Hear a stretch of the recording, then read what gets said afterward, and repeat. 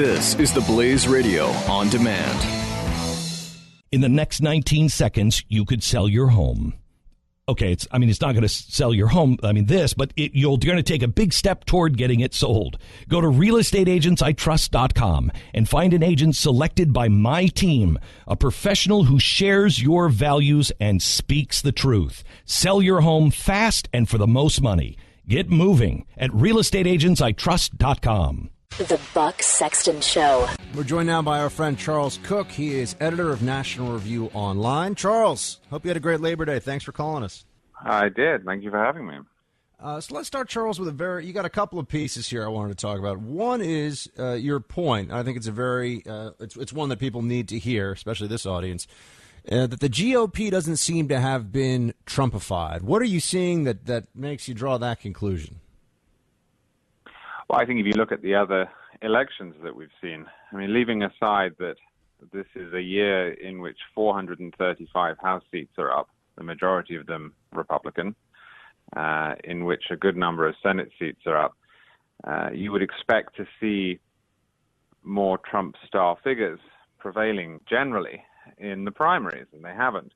But I think even more so, you would expect to see those who are blamed, who are accused of being rhino sellout globalist squishes, to be falling, and they're not. I'm thinking in particular of John McCain, original member of the Gang of Eight, a man who's been in Congress for a long time, a man who is disliked by a certain portion of the party for being an interventionist, for being an amnesty advocate, for having run, in their view, ineffectually against President Obama, then candidate Obama in 2008. He won.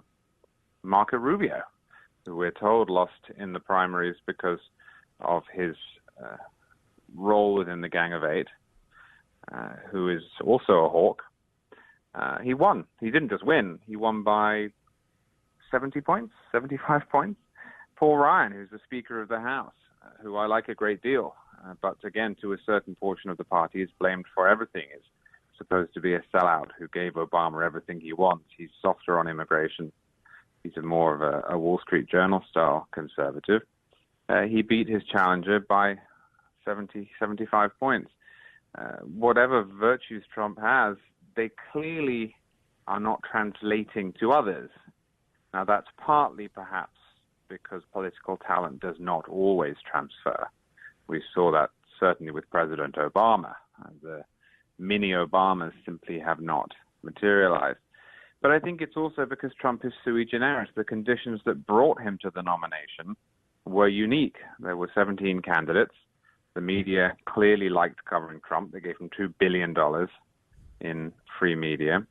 And there were a whole bunch of bizarre perfect storm events.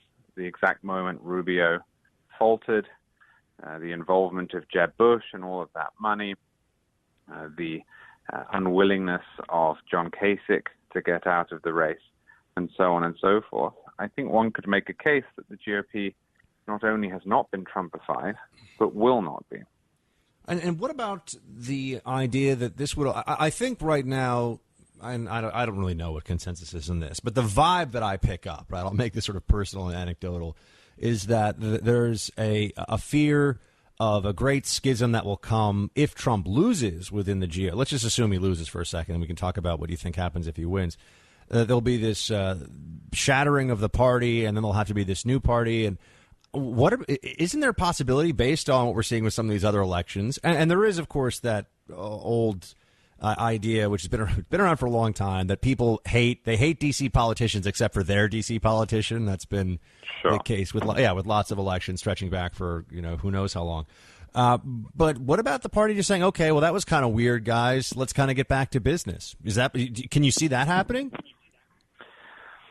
Yes, I should say before I answer that I think there's going to be a reckoning whatever happens. I think if Trump loses, there will be a reckoning.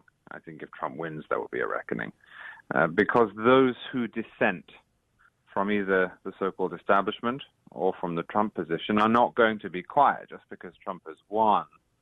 I think will not guarantee unity. Often it does, but this has been so fractious, and Trump is so far outside of the traditional Republican position that there is going to be a reckoning either way.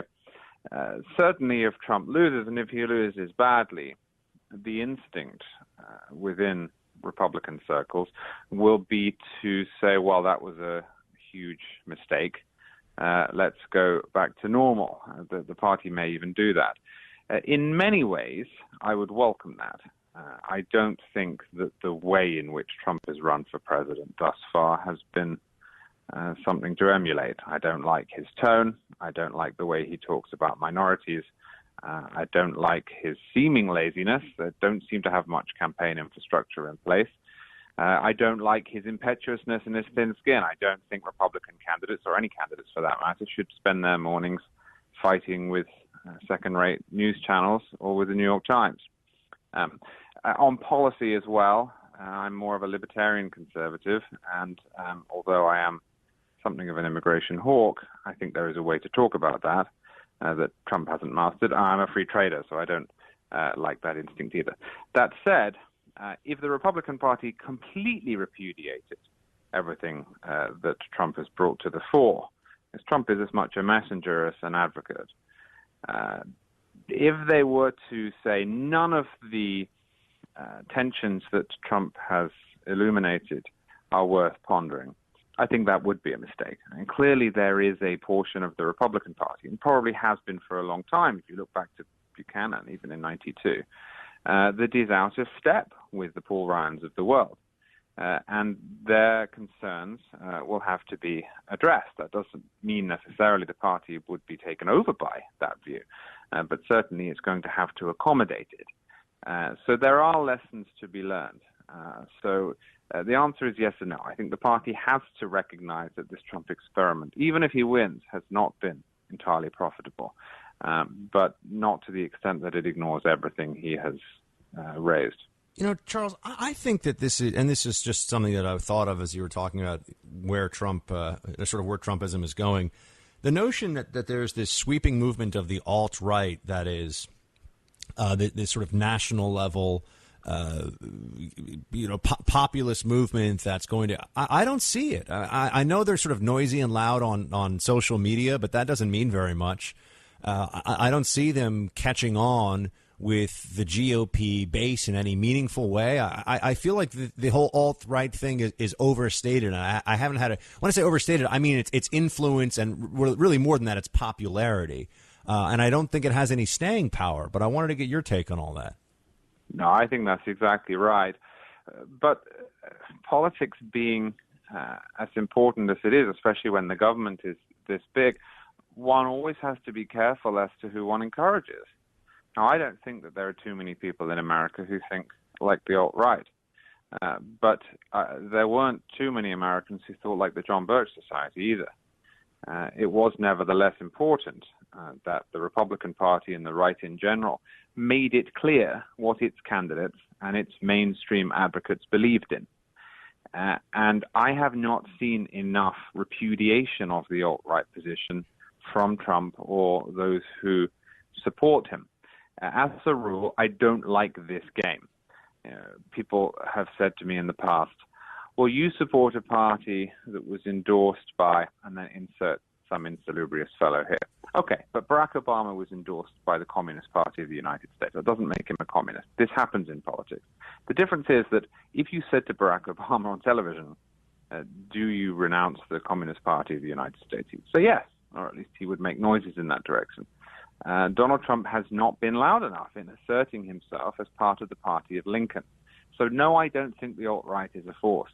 But I do think Republicans need to make it extraordinarily clear, and I think this is more and more important now that figures such as Hillary Clinton have made public speeches on this question, that these people do not represent limited government, classical liberal, inclusive opportunity politics of the sort that the GOP professes to sell. You know, Charles, I also read your piece, Trump should finish the race as a one-nation Tory, in which you take you're willing to at least explore the position of what would an effective Trump message, pivot and message be at this point?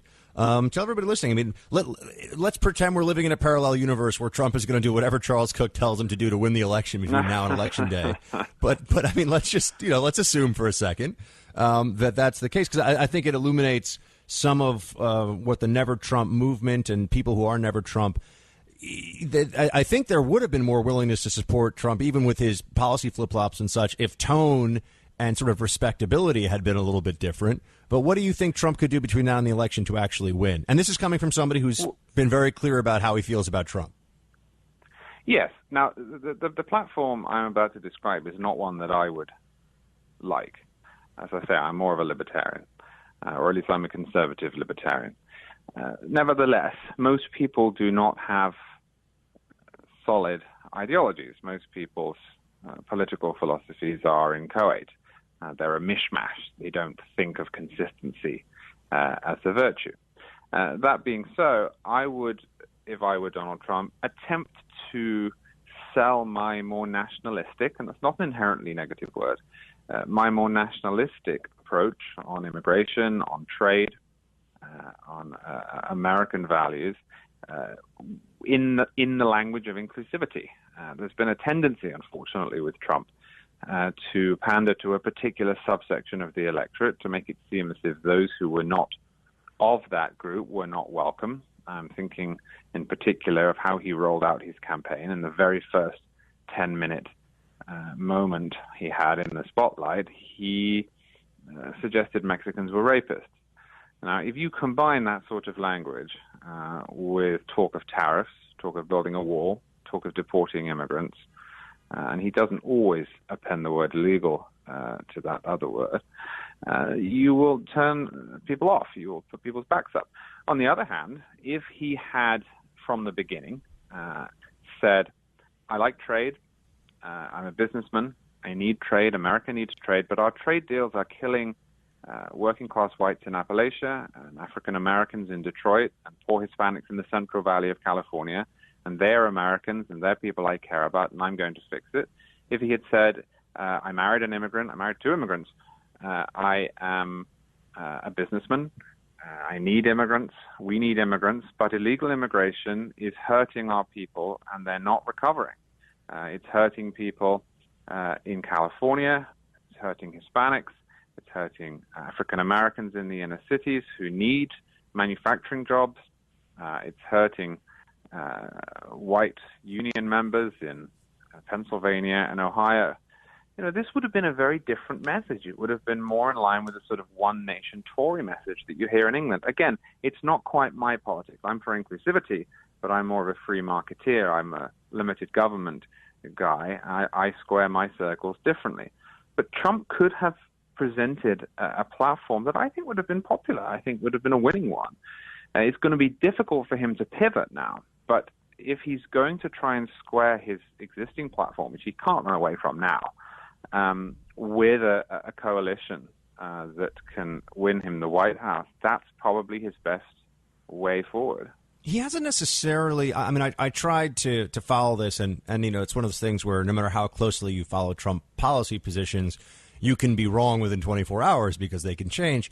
But it seemed like he didn't necessarily totally do an about face on deportations, but sort of backed away from it and focused more on the deportations of illegal criminals, sort of illegal alien criminals, in addition to the illegality of their status, day one, which, by the way, that's not actually going to happen either, but that's a whole separate discussion. Just bureaucratically and logistically, that won't happen day one. But he did seem to back away from the mass deportation point, not necessarily to repudiate it, but to back away from it. Do you think that's a fair characterization, or I might have missed it because he's talked about it a bunch? No, I think that is a fair characterization. Again, I think he boxed himself into a corner. He started by taking the most extreme possible immigration position and then trying to defend it, and that's not how one wins arguments in a country this big and this bustling. One wins arguments by saying, in the days and weeks ahead, I will be considering my policy options, but let me lay out a principle. And that principle is that this is a country of laws and not men. This is a country that has borders, and this is a country whose citizens have the right to determine who joins them and who does not. Illegal immigration is hurting the poorest among us. It's hurting African Americans. It's hurting Hispanics. It's hurting whites. It's hurting men and women. It's destroying many of our children's futures. And I will be looking at policies to remedy that. And then from there, you slowly explain yourself. He didn't do that. And so I think whatever moves he now makes, he is forever going to be tarnished. Because in the eyes of those who don't pay attention, he's Donald Trump, the guy who wants to deport all the illegal immigrants and build a wall and start a trade war with China, and that's a difficult position to recover from. Yeah, that's not an easy one. I have to say, it reminds me of when on CNN they asked me about the Muslim ban, and I knew right away. I was like, nope, can't go along with this one, guys. The Muslim ban thing is not going to work. And now, sure enough, he's even said, oh yeah, the Muslim ban, we can't do that. We'll do a country-by-country sort of terrorism analysis and limit visas. And I'm like, well, that's workable. Which is fine. Yeah, that's workable. That's but what he said originally was not. Well, and I think this is telling that Trump makes a speech in which he says, we will ban all Muslims from coming into the country just till we work out what's going on. And then subsequently, someone else says, a much better policy would be to look country by country, do an analysis, limit visas, etc. And the Trump supporters pick up on the second position and use it to defend the first. And it's a classic Mott and Bailey way of arguing. But he did it to himself again, because he took the most extreme position he can think of. He certainly got all of the headlines. But now he's the guy who wants to ban all Muslims from coming in. Yeah, and his enemies in the media and the Democratic Party loved every second of that whole debacle. But anyway, Charles, we got to leave it there for today. Everyone, Charles Cooke is editor of National Review Online. You can also follow him on Twitter and read his latest at nationalreview.com. Charles, thanks so much, sir. Good to talk to you. Thank you for having me. The Buck Sexton Show. What's up, Team Buck? Have you ever tried a Casper mattress? They are incredible. Casper is an obsessively engineered mattress at an incredibly fair price. It combines springy latex and supportive memory foams to create an award-winning sleep surface with just the right sink and the perfect amount of bounce. Time Magazine named it as one of the best inventions of 2015.